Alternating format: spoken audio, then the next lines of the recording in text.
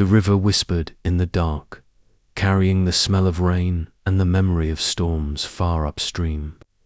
Naya stood barefoot at the edge, toes brushing the cool water. She had come to draw the day's last bucket, but her gaze was fixed on the ripples that seemed to watch her back. A shadow passed beneath the surface, large, slow, deliberate. Naya froze, heart pounding. From the depths rose a faint, serpentine glow, like the coils of a creature too vast to see whole. The river's surface barely broke, yet every instinct told her it had seen her and chosen her. She ran back to the village, the buckets sloshing and spilling, but when she told the elders, the air turned heavy. Silence thickened. No one dared meet her eyes. Slowly, the elders rose, faces carved by years of fear. Long ago, they had buried that name and the man who carried it. One elder spoke, voice trembling. "You have seen the river guardian." His words fell like stones. It was a name the village had not spoken in a generation. A name tied to Ao, the warrior lost to the war, swallowed by the river, yet bound by an oath he could not break. Far beyond the huts, deep in the river's cold belly, something stirred. A figure wrapped in shadow and silver scales opened his eyes. Ao's breath escaped in a slow plume. The river had called him once more. Above in the village, his bride-to-be was promised to another. Night fell heavy over the village. Drums thudded from the far end, where the wedding preparations glowed in the torchlight. Nia's cousin laughed somewhere in the crowd. But Nia's heart was elsewhere, trapped in the vision of golden coils beneath dark water. Beyond the laughter, the river stirred again. A shape broke the surface, dripping silver light. Ao emerged slowly, breath ragged, skin painted with the patterns of scales. His eyes scanned the shore, not for the elders, not for the crowd, but for the woman whose name had never left his heart. Nia turned at the sound of a gasp. An old woman dropped her clay cup, shattering it on the ground. Heads swiveled, voices rose in panic. They knew that face. Io, the dead man, the oath-breaker, the one the river had swallowed. The chief stepped forward, his voice cold. "You cannot be here. The dead do not walk among the living." But Ao's answer was not for the chief. His eyes locked on Naya, and he spoke her name like it was the only word he had remembered through death. The drums stopped. The air between them stretched thin, as if the world itself held its breath. And then, the serpent's voice filled Ao's mind.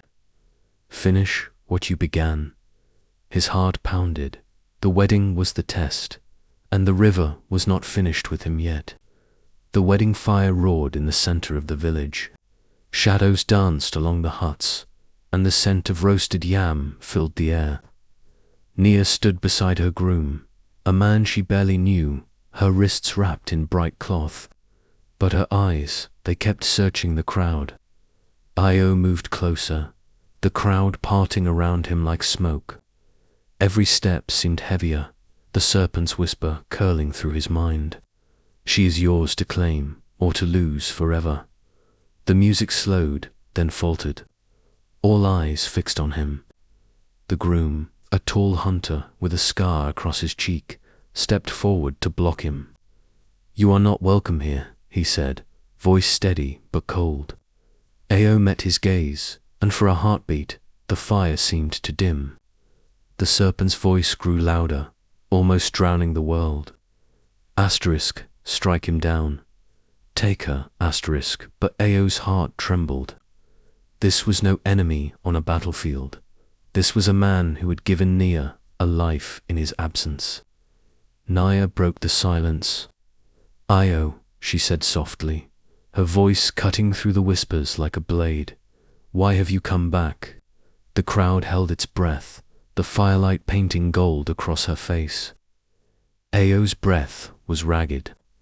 He could almost feel the serpent's scales sliding beneath his skin, urging his hands to violence. The crowd blurred, their faces melting into shadow. Only Nia remained clear, her eyes wide and searching. "I came back," his voice cracked, "to keep my oath." The serpent hissed in protest. "An oath means nothing if she does not choose you." Ao shut his eyes, gripping the amulet until it burned. He turned to the elders. "I ask for a trial, not of strength, but of truth. Let Nia speak her choice before the ancestors." Murmurs rippled through the crowd. The old chief's eyes narrowed, but he nodded.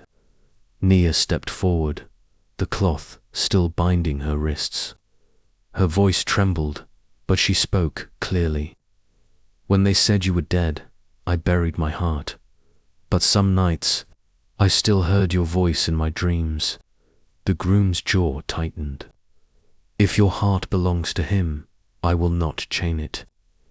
He turned away, his shadow stretching long in the firelight.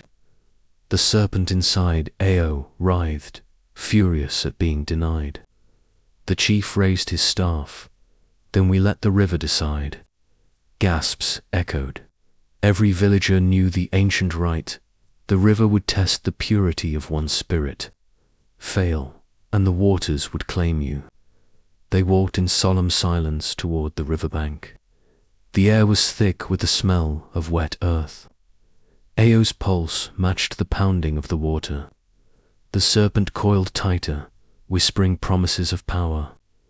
At the edge, the chief drew a circle in the sand.